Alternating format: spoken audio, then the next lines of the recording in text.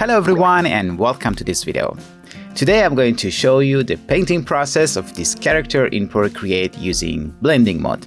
So don't go anywhere.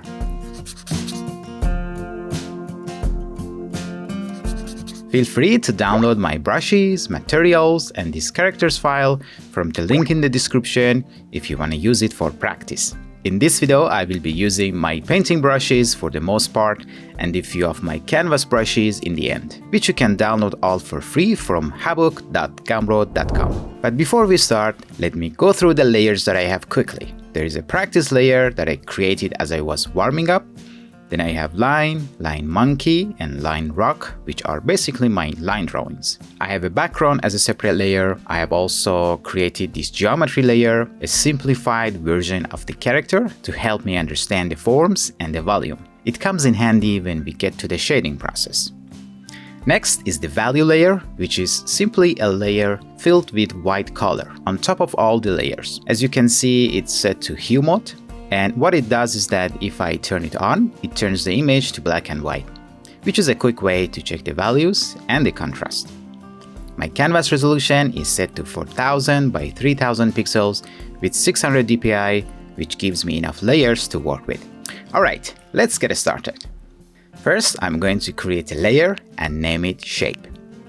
Then I'm gonna pick a gray color with a round brush and I'm just gonna paint. This would be a flat gray layer that holds the shape and the silhouette of the main character. I try to clean it up as much as possible because I will be clipping mask color, shadow, or any layer that I will create later on to this layer. I'm gonna create another shape layer for the rock.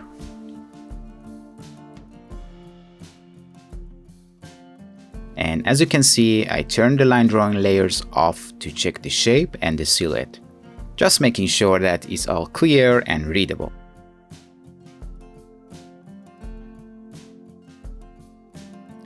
Now let's create a shape layer for Mr. Monkey as well. This one should be on top of the main character.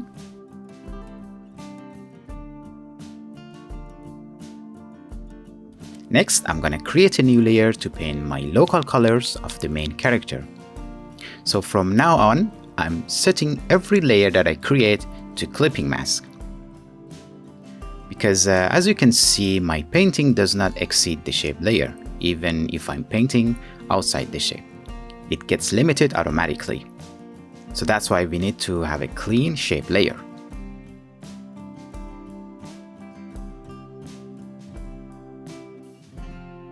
The local color is basically a pure color of each part, with no shadows and no reflections. So it's going to look quite flat. But what we can do is to always add some color variation in local colors. It makes it more interesting and more natural. If you look at a human skin or a fruit or a rock, for example, there is a lot of color variation just coming from the nature. Of course, we are simplifying, so maybe just a little bit here and there would be enough.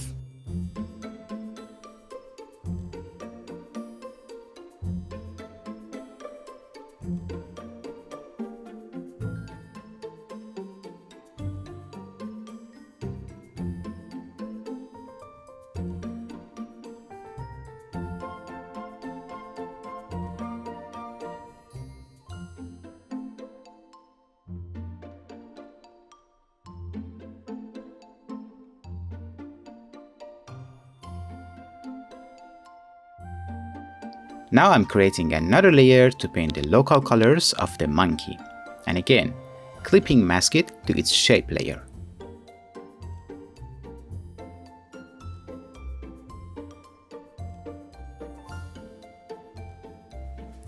I'm gonna do the same for the rock, creating a local color layer and clipping mask it to its shape layer.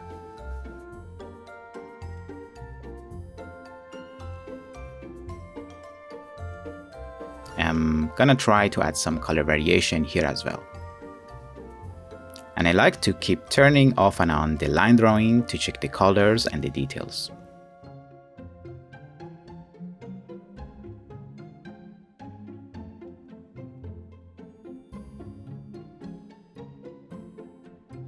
Now that I have painted the local colors, I'm creating a new layer to paint the shadows. I set it to multiply and clipping mask it to its shape layer. The first color that I will paint in the shadow layer is the sky color. Imagine that there is a bright blue sky that influences the local colors. And then I'm gonna choose a warm grayish color to paint the shadows for the areas that are not facing the sky or areas that are actually casting shadows.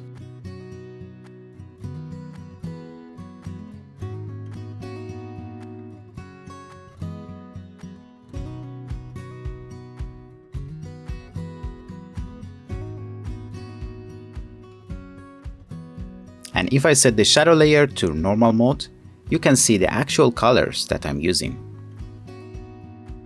I'm picking the color and painting it in the background. Then I'm setting the layer back to multiply mode. A very simple example of blending mode in Procreate. Now let's start painting the shadows for the main character. I'm creating a new layer, clipping mask it and setting it to multiply. I'm gonna paint the sky color first, just like the rock. But for the skin, I'm gonna make the blue color a bit warmer using curves.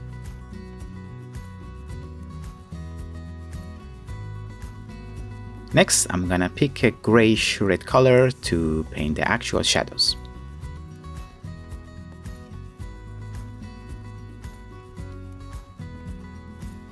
Let's imagine that the light source is on top and I'm just trying to add shadows based on the light direction.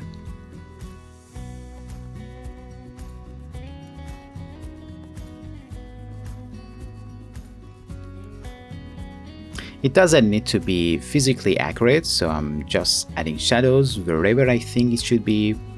We can always clean it up because we have it on a separate layer. And if I want to remove the shadows, I simply just paint that blue color that I already painted in the shadow layer. These are the only two colors that are painting in the shadow layer now. And I like to spend some time on cleaning the shadow layer and polishing it, make it look nicer.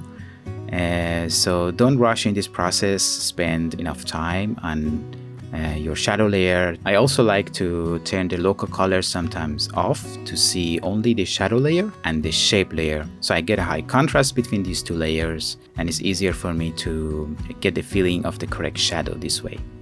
Now I'm gonna modify the local color layer using curves and I'm slightly increasing its saturation and brightness.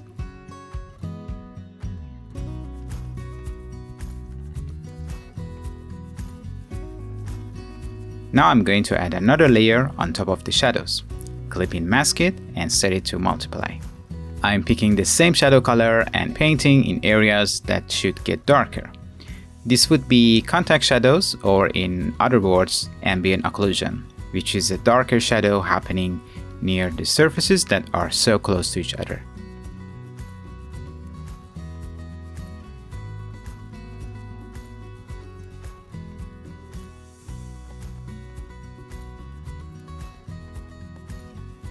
And here I'm checking the contrast. If I turn it off and on, you can see the difference.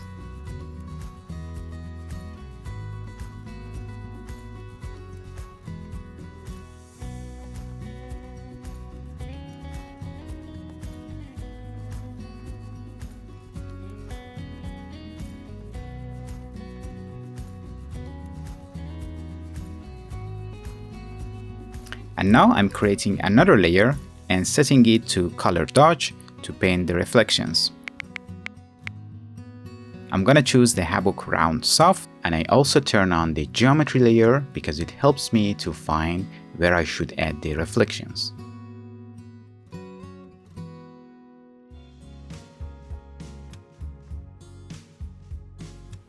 I'm simply just blocking the colors for reflection to get the feeling first, and then I use a smudge brush to smooth it a little bit.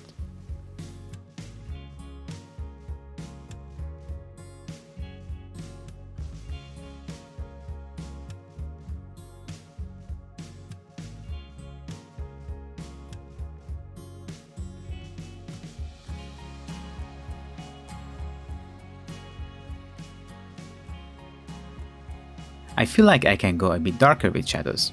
So I'm just adding another layer on top of the shadows, and later on I will merge these layers, but for now I like to keep them separated.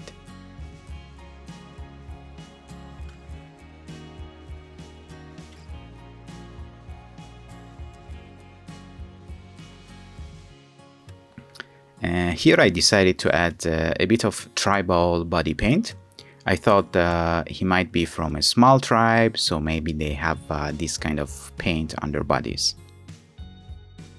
Next, I'm going to add contact shadow, or in other words, ambient occlusion for the rock, just like what I did for the main character. So I'm setting this layer to multiply 2.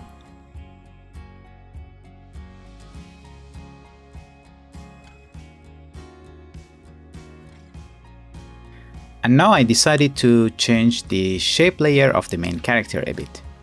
I'm picking its gray color and I'm gonna make his hair a bit more messy. Basically, I'm just modifying the shape layer now. And then I'm gonna add the supporting color for that area. I felt like he needs to be more hairy and messy. I thought it matches his personality a bit more. It also increases the details in general, which is good.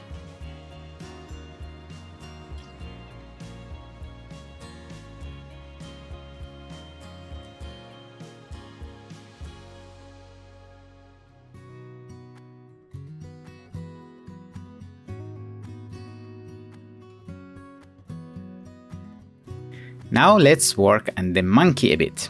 I'm gonna add the shadow layer first. So setting it to multiply and clipping mask it to its shape layer and rename it to shadow. Again, I'm going to paint the skull color first and then pick the grayish red color to paint the shadows. It's gonna be very easy and simple for this character.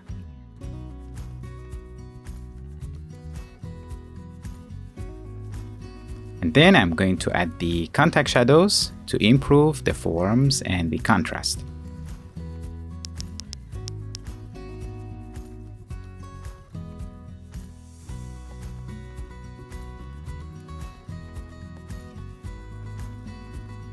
The reflection layer comes next. Don't forget that it should be set to color dodge.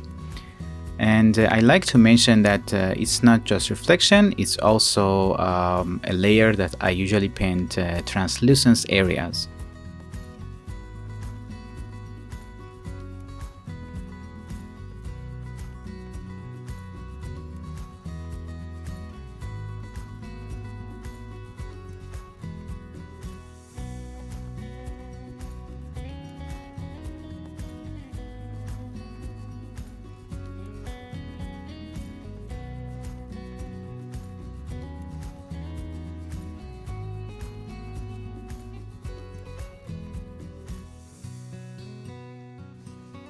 And now that I'm happy with the shadows, I will merge both shadow layers.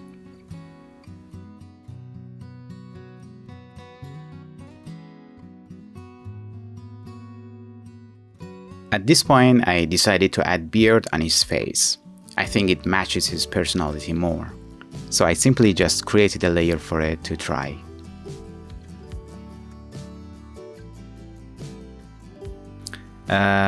But now I need to modify the shadows because now the shadows are not matching with the beard.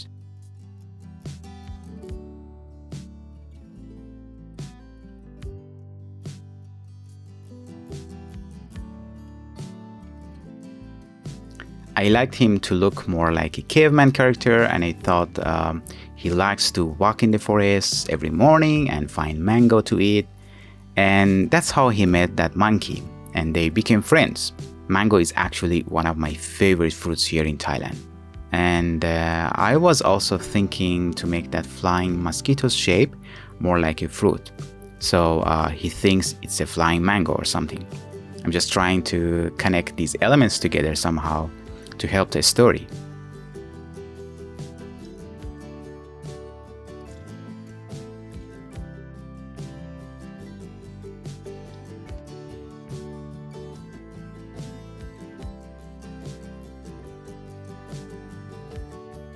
And here I'm just polishing his skin color a bit.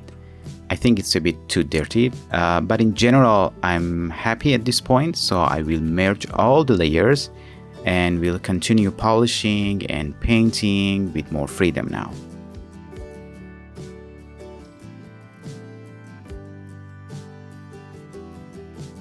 Let's rename the merge layers to painting now. I also wanted to show you guys the new brush set that I have added on Gumroad recently, which is free to download. It has a little bit of canvas texture to it, and I should say that it's the first version of this brush set, so I will keep improving and updating and adding more brushes to this set, but you're welcome to download it already.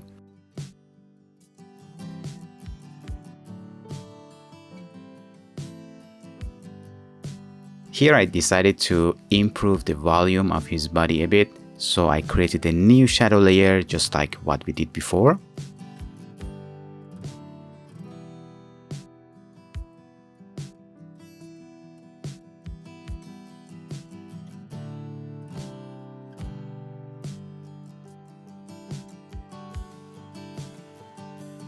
And then I'm using a smudge brush to smooth it and clean it up. Alright guys, it's almost done. I'm just doing some final touches here. Thank you so much for watching this video. Please let me know if you have any questions or comments. And by the way, I have created a Patreon page recently as I received a lot of requests from you amazing guys. So now by joining the Patreon, you can also join my Discord channel, where you would be able to get feedback on your work and communicate with me and the other members. So I hope to see you there, and I hope you enjoyed this video. Don't forget to subscribe, and I'll see you in the next video.